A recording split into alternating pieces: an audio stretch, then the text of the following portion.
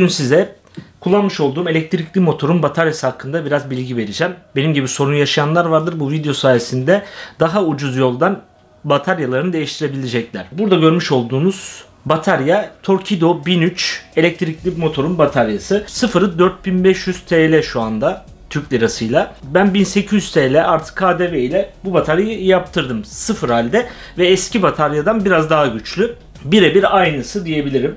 İçerisinde kullanmış olduğu piller Panasonic 18650, NCR 18650 PF modeli 2900 mAh gücünde, 3400'lük olanı da var, 2200'lük olanı da var. Eskimiş olan bataryada 2200'lük olanlar kullanılıyordu. Ben 2900'lük olandan yaptırdım. Bu yüzden biraz daha güçlü oldu. Kullanım sürem biraz daha artacak bu sayede. Yalnız yaptırırken biraz sorun yaşadım. Sebebi şu: bu pili yaptırmış olduğum yerde daha önceden böyle bir batarya yapmamışlar. Yani birçok pil yapıyorlar ama böyle bir şeyle karşılaşmamışlar.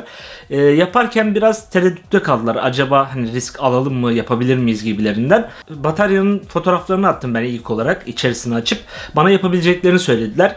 Yalnız oraya gittiğimde bir sorun yaşadım. Dediler ki bu bataryayı biraz zor yaparız. Bunun sebebi şu: bunun içerisinde gördüğünüz gibi zifle kaplı bir plastik malzeme var. Pili buna yapıştırmışlar komple ve bunu sökmek gerçekten problem. Çünkü altından kablolar geçiyor ve bu kabloların nasıl takıldığını bilmiyorlar. Bu problemi aşabilmek için de biraz risk almaları gerekiyordu. Artık amper değerlerine, neyine baktılar bilmiyorum. Gelip yapabileceklerini söylediler. 1800 TL artı KDV ile bu pili bana yaptılar. Yalnız şöyle bir sorun var. Biz pili söküp yaparız fakat takma kısmı size ait. Benim bunu takabilmem için de bu zifti biraz kazımam gerekiyor. Çünkü eski pilden biraz daha kalın oldu bu pil ve buraya sığması problem. Bunu sökme işleminde ben yapacağım. Eski pilin gücü 530 Vh gücündeydi. Şu anda yaptırmış olduğum pil 685 Vh gücünde. 150 Vh'lik, nereden baksanız 3'te 1 oranında gücü de arttı ve çok daha ucuza yaptırdım. Size biraz yaptırdığım pilden bahsedeyim. Burada gördüğünüz gibi 8 seri, 8 paralel, 64 tane 18650 Panasonic pilden yapılan bir batarya bu. Toplam gücü 29.6 volt, 685 Vh gücünde. Lityum pillerin yaklaşık ömrü 7 ile 10 yıl arasında olduğu söyleniyor. Bunun kullanma kılavuzunda da öyle yazıyordu. Yani benim kullanmış olduğum motor nereden baksanız 7-8 senelik. Bu seneye kadar herhangi bir sorun yaşamıyordum. Yani gayet güzel götürüyordu beni. Fakat son senemde artık batarya hata vermeye başladı. Yüksek güç verdiğinizde bir hata kodu verip makine kendini kapatıyor. Yani yine kullanabiliyorsunuz ama çok düşük hızda gitmeniz gerekiyor ve nerede ne yapacağı belli olmuyor. Bir anda %30'dan %0'lara düşebiliyor. Aynı cep telefonu bataryaları gibi düşünün. Yani cep telefonu bataryaları da eskidi mi artık %20'ye %30'a geldiği zaman bir anda %0'a düşer. Bu da öyle oldu. Ben de değiştirme kararı aldım. Pili yaparken eskisinden çok daha iyi yapmışlar. Yani gerçekten güzel bir işçilik var burada. Her pilin arasından hava geçiyor. Özellikle pili çok güçlü hızlarda kullandığınız zaman pil çok çabuk ısınıyor. Ve lityum bataryanın ömrünü yiyen en kötü şey ısıdır. Pillerin birbirine yapışık olması o ısıyı arttırıyor.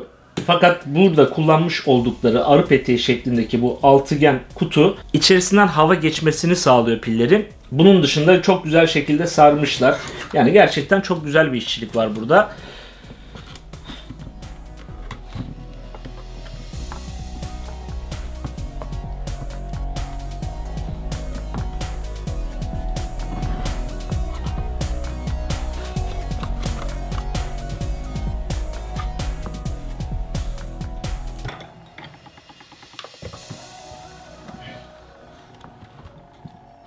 Bu alet sayesinde kasa içerisindeki plastiği söktüm.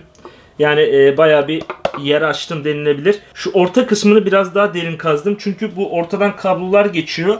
İçine oturttuğunuz zaman dengesizlik yaratıyor. Şu anda pili içine oturtabiliyorum. Yani bir taşma olmuyor.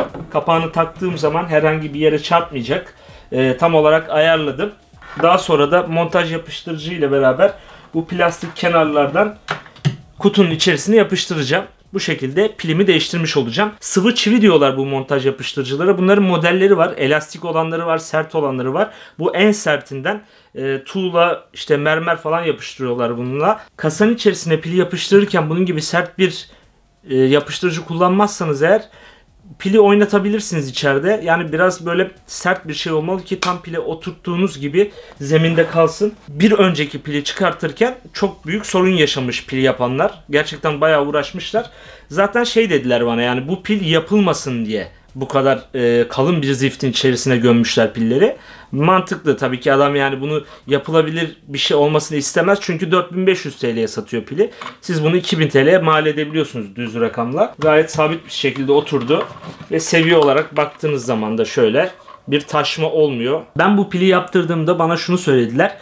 Bu pili biz ilk defa yapıyoruz. Yaptıktan sonra artık bu bizim tabiri caizse repertuarımıza girecek. Yani bu pili öğreneceğiz. Bir sonrakinde çok rahat şekilde yapabileceğiz dediler.